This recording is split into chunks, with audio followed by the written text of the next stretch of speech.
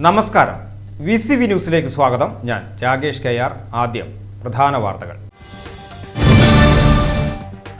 നത്താലെ ഫെസ്റ്റിനൊരുങ്ങി വടക്കാഞ്ചേരി നഗരം. നൂറുകണക്കിന് ഇരുചക്ര വാഹനങ്ങളുടെ അകമ്പടിയോടെ നഗരത്തിൽ ഞായറാഴ്ച വിളംബര റാലി സംഘടിപ്പിച്ചു. വടക്കാഞ്ചേരി ക്രൈസ്തവ കൂട്ടായ്മയും വ്യാപാര സമൂഹവും പൗരാവലിയും സംയുക്തമായാണ് ഡിസംബർ 20 ശനിയാഴ്ച നത്താലെ ഫെസ്റ്റ് 2K25 സംഘടിപ്പിക്കുന്നത്. വിളംബര ചടങ്ങിൽ നഗരസഭാ കൗൺസിലർമാരായി തെരഞ്ഞെടുത്തവർക്ക് സംഘാടക സമിതിയുടെ നേതൃത്വത്തിൽ സ്വീകരണം നൽകി. വടക്കാഞ്ചേരി MLA സേവ്യർ ചിറ്റിലപ്പള്ളി പരിപാടി ഉദ്ഘാടനം ചെയ്തു.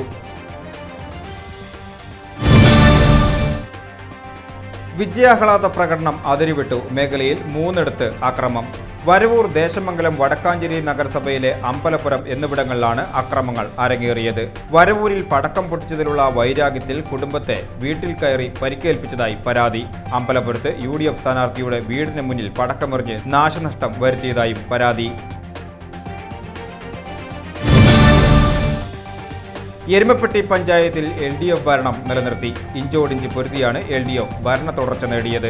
ആകെ 19 വാർഡുകളിൽ 10 സീറ്റും LDFും 8 സീറ്റ് UDFും 1 സീറ്റ് കോൺഗ്രസിൽ നിന്നും രാജിവെച്ച് മത്സരിച്ച സ്വതന്ത്ര സ്ഥാനാർത്ഥിയും കരസ്ഥമാക്കി.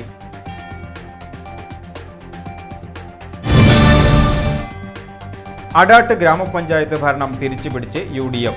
20 അംഗ ഭരണസമിതിയിൽ UDF 9 സീറ്റുകൾ നേടി.